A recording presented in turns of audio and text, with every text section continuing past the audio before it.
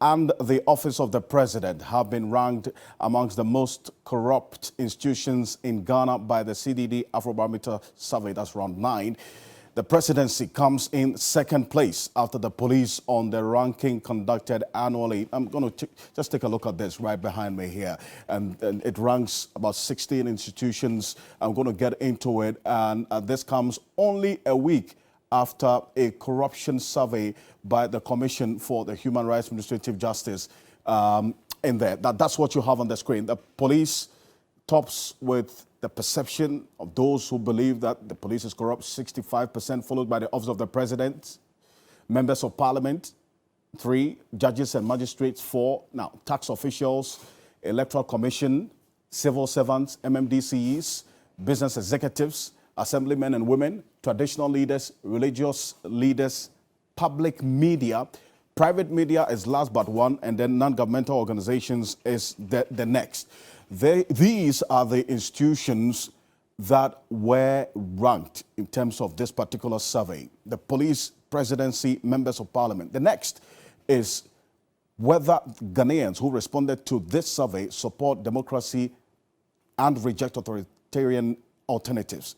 89% of the respondents say yes, they are for democracy. But let's go to the next, because even though there are many people who endorse democracy as a way to go, the extent of satisfaction with democracy is also dwindling over time. If you look at what's happening in 2019, about 70 people were satisfied with the offerings of democracy. But in 2022, this survey says 61% of the respondents. So it is declining in terms of the confidence that people have in democracy to be able to meet the expectations of the needs of people as well. Now, the ratings of the leadership performance, and this is one of the key highlights of this survey. Now, take a look at this. You can describe this as the approval ratings of the president. It dropped 70%, and then that's those who disapprove strongly of the president's performance, and 30% say they approve of the president's performance. That is one of the highest we've seen over the period. Members of parliament strongly disapprove, 71%. The respondents say that members of parliament are not performing well in the interest of the people. Assemblymen and women also 61% thereabout. And take a look at what's happening with the presidency. And this is the issues with the trust in institutions. The Ghana Armed Forces came tops in terms of the respondents' indication of institutions they trust. The courts came number 2. The president took the presidency in terms of the analysis. In 2012, trust for the presidency was 56%. In 2014, it dropped to 41%. In 2017, this was when this particular administration was in power for the first year, 73%. It dropped in 2019 to 58%. Now, in 2022, the trust for the presidency has dropped to 32%. That is the percentage change of about 25% between 2019 and 2022. That's the margin of the drop in the trust in the presidency to deliver on their promises. Now, take a look at this. I'm comparing the Commission on Human Rights and Administrative Justice, that's a SHRAJ report that was released last week that tried to measure actual corruption as against the CDD's Afrobarometer survey that measures perception about corruption. Now, the police came tops in the SHRAJ survey, same as the CDD. Immigration came second, but in the CDD case, the presidency, customs came third, members of parliament, the case of the CDD, Lands Commission, and judges and magistrates, DVLA, tax officials. Now, what's happening is that we're looking at the institutional corruption and political corruption. Dr. Eric Odrosai is Director General, Internal Audit Agency.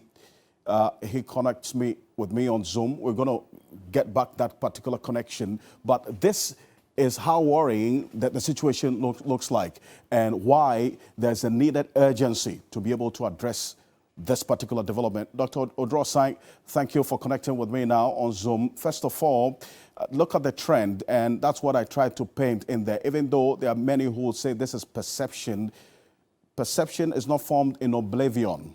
it's either someone's expectations were not met or they've had some interaction with people who have had an instance of corruption or the other. How do you react to this?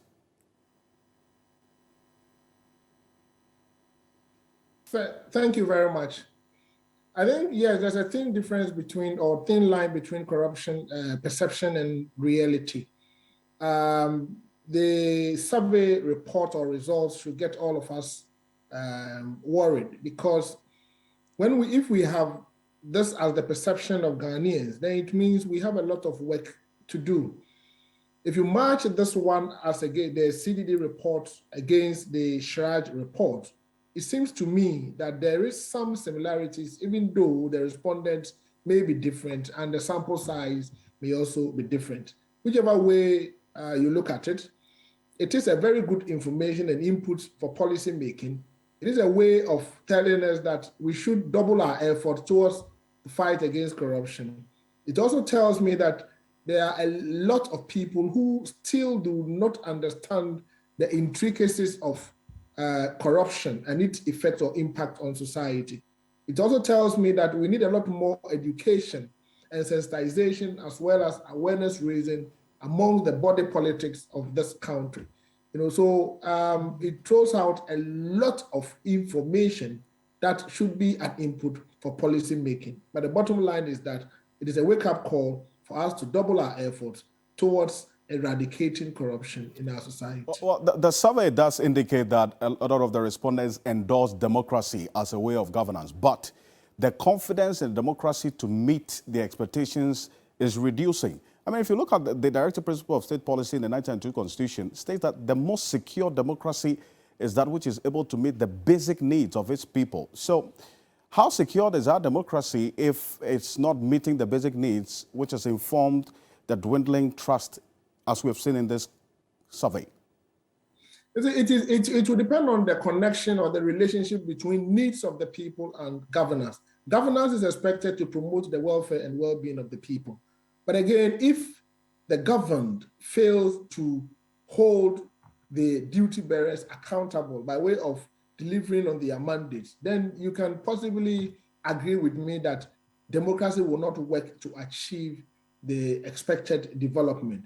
That is why I was saying that, look, we need to do further education and sensitization, especially if you put the question to the average Ghanaian, what do parliaments do? Whereas many people think that MPs are development agents, a few minority in society, enlightened ones, think that parliament are supposed to make laws. But what parliament are supposed to do under the constitution is slightly or materially different from what parliamentarians do on the ground and the expectations of parliamentarians. If you ask somebody what the president does, the person thinks that the president is expected to rule the country. So there is a big disconnect between society's expectation of their political leaders in a democratic system as against what the democracy we are practicing presents to the people, even though the expected standard is that democracy must lead to development. So that big disconnect would have to be closed to the extent that people vote without even being mindful of the manifestos.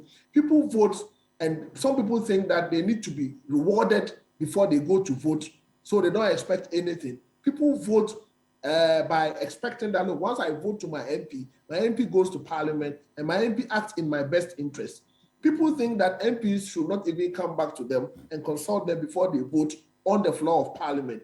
A situation where you have people go to parliament and they are equipped in line to vote according to the expectation of a political party, not expectation of the constituents. It means there is something fundamentally wrong with our democracy. There is a big disconnect between expectations, situation on the ground, and what is required in law as far as our democracy is concerned. So on the bit of corruption, this survey measured the trust in both institutional leadership and political leadership to fight corruption. And that's where we saw the police come first, the presidency follows. And leadership is everything. So if the confidence in the leadership of the political side and institutions to fight corruption is not there, then how can we win this fight?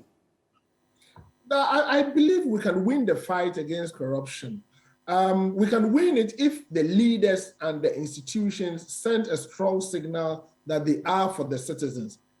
We can win the fight against corruption when we create, confidence is earned. You don't command it. And I think it will depend on the actions and inactions of these institutions and leaders to send a strong signal to citizens that we're fighting corruption. It is both ways, because if citizens also come to appreciate that corruption is a canker, it affects society, they will not indulge in corruption. Because how can corruption occur? Corruption, both the giver and the receiver are guilty. And these same citizens are the ones who would be prepared to part with something to facilitate public service delivery. So it's a two-way affair. I am of the view that we had a public sector reform program. We should be able to reform our public service to ensure that, look, people must understand that public officers are paid to render services. They are not supposed to give any additional reward. Public servants must be made to understand that you are supposed to render the best of services. When people decide to violate the corruption laws of this country, irrespective of who you are, we should deal with you according to law. Once we are able to apply the corruption laws of this country, that strong signal will be sent to the citizens, and that trust and confidence. It is the commitment to and the political will to actually implement these laws that's not there. And you are the executive director of the Internal Audit Agency. If you conduct an audit and you make recommendations, and then your recommendations for punitive measures to be applied is not implemented, your work obviously is not done. Yes, but you see, it's when you conduct an audit and people who are supposed to implement the recommendations are not implementing. There is another level where those who are supposed to implement but fail to implement would have to be sanctioned. Right. So again, it boils down to applying the law, and that is why I am of the view that, look, the position of Attorney General must be separated from the Minister of Justice. Until and unless we separate this position, it will be difficult for us to fight corruption. Secondly, I also think that we should resource state institutions that are responsible for fighting corruption. Right. But the bottom line basically is that citizens must be made, awareness must be raised as to the harmful effect of corruption, because it is these same citizens who would go and pay money for things to be done, and they will come back and say that institutions are corrupt. There are all kinds of things in the system, but let us all tackle it, because the responsibility is not on only politicians, but it's on all of us. Thank you very much for your time this evening. Dr. Eric Odrosai is the Director General of the Institute of Audit Agency. Now, let's stay a bit further on this. Executive Director for the Center for Democratic Development, CDD, Professor H. Kwesi Prempeh, has described as worrying the downward trend in governance performance and also the trust in the presidency to fight corruption. I sat with him for this exclusive interview. Take a look. The details of this Afrobarometer survey indicates that, yes, the Ghanaian people prefer democracy as a way of governance, but the confidence in the democracy to meet the basic needs and expectations of the people has dwindled. So how worrying or threatening is this? No, I think it's important to put this in a certain historical context. That, first of all, Afrobarometer speaks to the ordinary citizen, right? We are not looking at democracy from the point of view of democracy scholars or democracy theorists or those who believe that democracy is an inherent good. Right? There's some school of thoughts, and some of us share that view, that regardless of the outcome that it produces, a system of government that allows people to choose their own leaders periodically through elections and stuff like that is an inherent good. The average Ghanaian, and I think the average African, does not necessarily share that view of democracy. What that means is that for the average citizen, democracy has value only in terms of the results that it delivers, or primarily in terms of the results that it delivers. So if you have that kind of electorate who see democracy in instrumental terms, in terms of what it is that it can deliver in dividends, then to the extent that the dividends that the average citizen expects democracy to deliver are failing to materialize, to the extent that those dividends are not being delivered, we ought to be worried, right?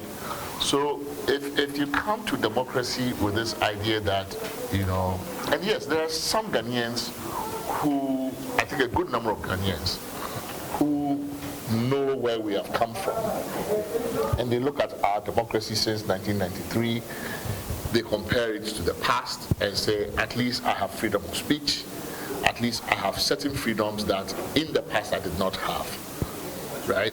So for them, yes, those intangibles still matter. But there are a large number of Ghanaians for whom the value of democracy comes to them, for them, in the opportunity they believe it provides for life to be better.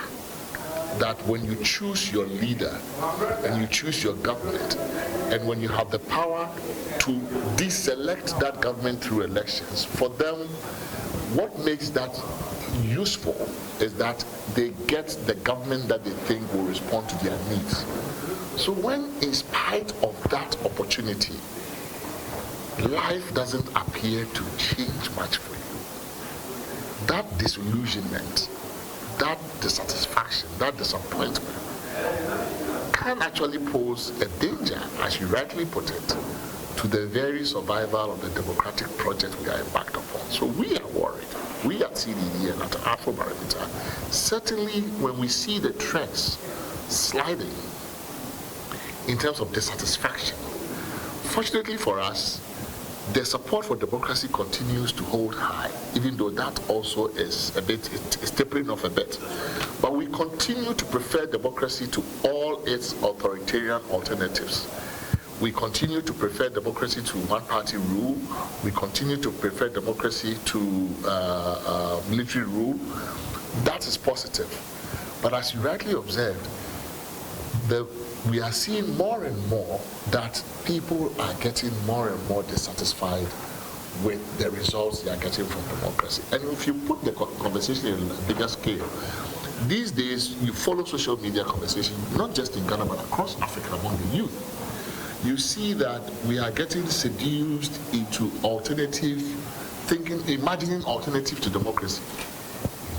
Kagame is quite a popular figure, and people look at Rwanda and say, hey, they may not be nearly as democratic as we are, but at least something is happening there that is not happening here, right? So people are looking at democracy and they are thinking, well, if that's all it is, if it's going to vote for elections every 4 years and recycling of the same kinds of elites, and the only people whose lives are seeing an upward trend are the worker class and politicians and foot soldiers, then what's in it for me? So it's just become more of a process of electing leaders.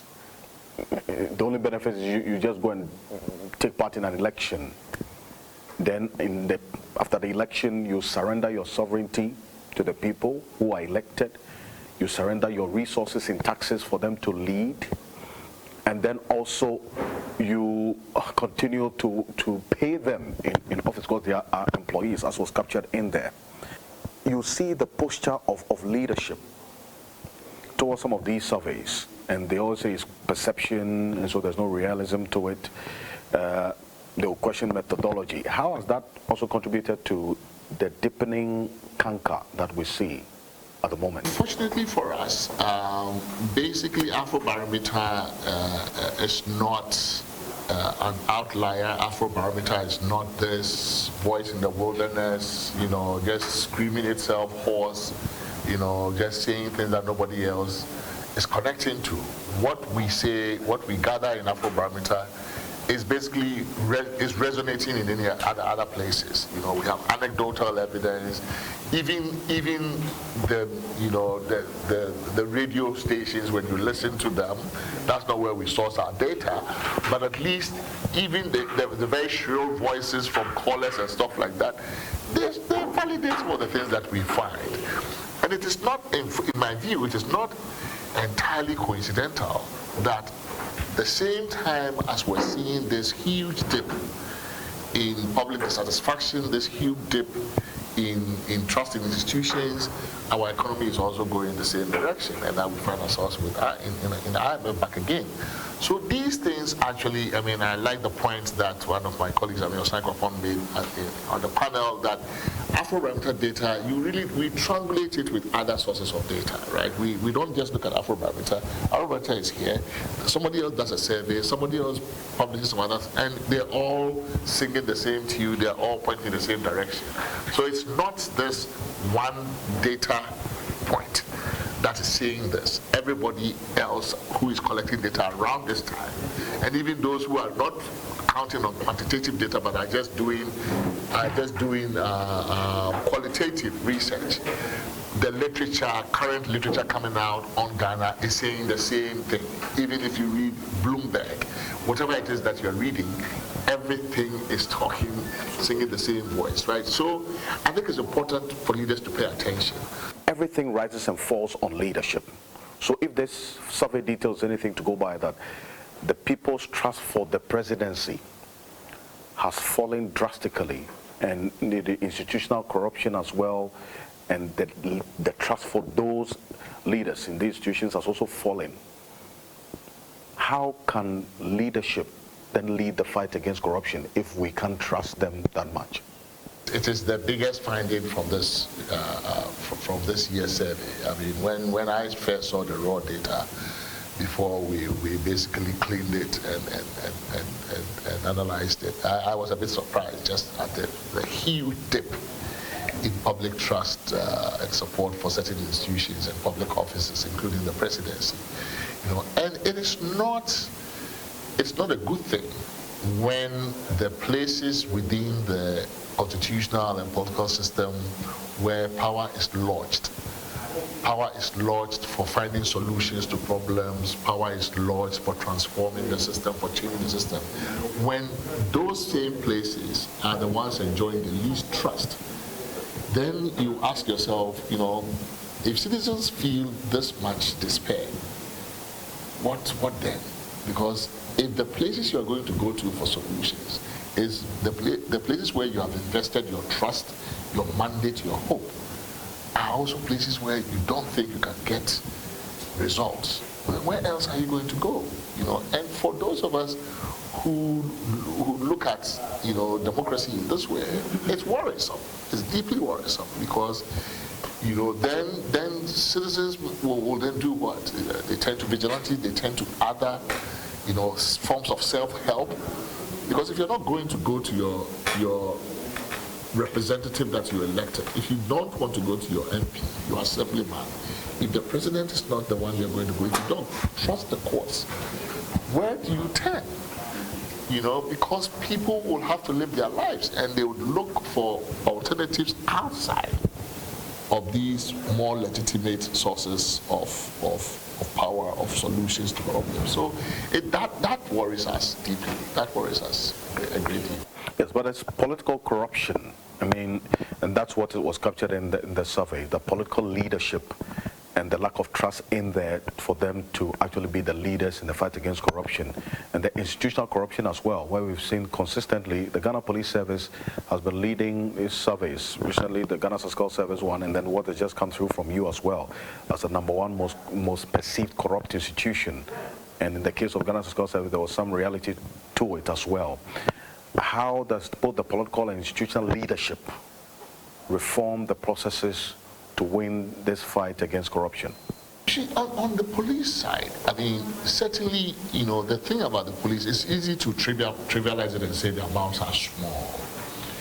But the thing about the police is that it is the citizens, not only the citizens' first encounter, but almost everybody who comes to the country, their first and most frequent encounter with the state is through a police officer. The state is not, the state is embodied in some human form. And for most people, that human form is the police, right?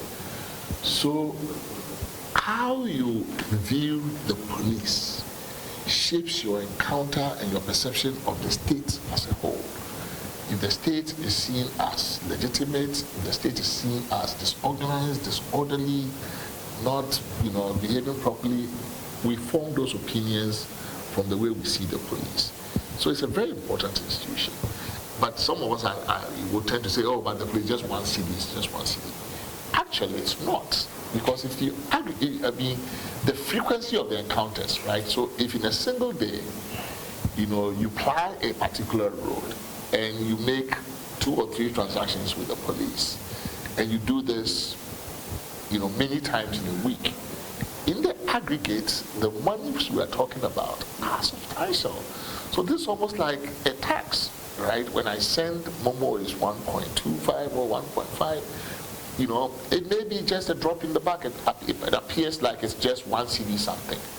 But that, if the policeman collects that every day from everybody all over, that's a huge amount of money. But I think the other thing about corruption when it happens with the police is that the visibility of it also tends to normalize corruption, and it dulls our sense of reprehension about it. It becomes so normal, right? If you see that a person in official police uniform is collecting money, and it's almost advertised, you see it. By normalizing something like that, it tends to lower our guard. We become more accepting of it. So no, we don't think it's petty corruption. That whole distinction no longer, for some of us, it no longer exists between petty and grand corruption. It no longer exists. But I think it also needs to be put in context that because we have more frequent encounters with the police, their corruption is more observable. Well, that's Professor H. Kwesi-Pempeh, Executive Director of the Center for Democratic Development, CDD. They authored this Afrobarometer survey. So stay with us in the subsequent bulletins. Going to be doing a lot more analysis on this. But thank you very much for staying with us on Ghana Tonight. Make a date with us as well. Same time tomorrow at 10 p.m. On behalf of the rest of the team, we appreciate your company. And do have a good night.